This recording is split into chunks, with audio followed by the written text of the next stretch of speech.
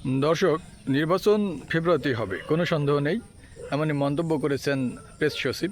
তিনি গতকালকে সাংবাদিকদের এই কথা বলেন। কয়েকদিন আগে, 2 দিন আগে নাসিরউদ্দিন পাটোয়ারি এনসিপির নেতা, তিনি বলছেন ফেব্রুয়ারিতে ইলেকশন হতে দেবে না। তারপর থেকে আবার রাজনীতিতে এক ধরনের উত্তেজনা তৈরি হয়। বিএনপি মন্তব্য করে যারা নির্বাচন প্রতিহত করবে বা গণতন্ত্রকে বাধা দেবে তারা জাতীয় রাজনীতি থেকে হারিয়ে যাবে, এমনই মন্তব্য করেছিল বিএনপি নেতা সালাউদ্দিন আহমেদ। এভাবে বিভিন্নভাবে ঘুরপাক খাচ্ছে, কথার রাজনীতি চলছে, বাকবিতণ্ডা চলছে। কিন্তু জামাত ইসলামী তো কিছুদিন আগে 300 আসনে তারা আমরা দেখেছি প্রার্থী ঘোষণা করে ফেলেছে। তারপরেও এখন জামাত কেন নির্বাচনের ব্যাপারে ফেব্রুয়ারিতে কেন অনীহা প্রকাশ করছে সেটা বোধগম্য নয়।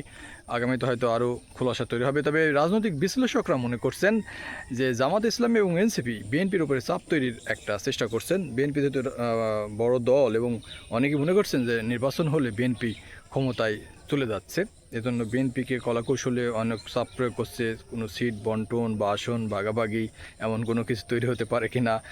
আলটিমেটলি সব মিলে রাজনীতিতে একটা ঘোলাটে পরিবেশ বা গম্ভীর ভাব এখন রয়েছে বর্তমানে। তবে গতকাল প্রেস সচিব যখন মন্তব্য করলেন যে ফেব্রুয়ারিতে ইলেকশন হবে, কারো শক্তি নেই তা প্রতিহত করার, সো সরকার এখন স্ট্রংলি ফেব্রুয়ারিতে নির্বাচনের কর্মশালা প্রস্তুতির জন্য হয়তো এগিয়ে যাবে। এবং তিনি সেই সাথে মন্তব্য করেছেন যে নির্বাচনের সংশ্লিষ্ট যে সকল, বিশেষ করে নির্বাচন কমিশন এবং যারা নির্বাচন নিয়ে কাজ করবে সকলকেই তাদের সরকারের পক্ষ থেকে ঘোষণা দেওয়া বা নির্দেশনা দেওয়া হয়েছে তারা যেন সব কিছু প্রস্তুতি গ্রহণ করে। সুতরাং নির্বাচন ফেব্রুয়ারিতে হবে।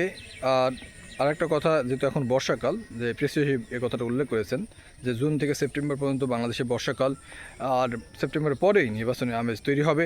মানুষ আবারও মিছিল মিটিং শুরু করে দেবে রাজনৈতিকভাবে। আর সেই সাথে তিনি বলেন যে সুন্দর একটা ইলেকশন হবে। তো দর্শক, দেখা হবে আবারও নতুন ভিডিওতে। যারা নতুন এসেছেন চ্যানেলে সাবস্ক্রাইব করতে ভুলবেন না, লাইক কমেন্ট শেয়ার করবেন। ভালো থাকবেন সবসময়।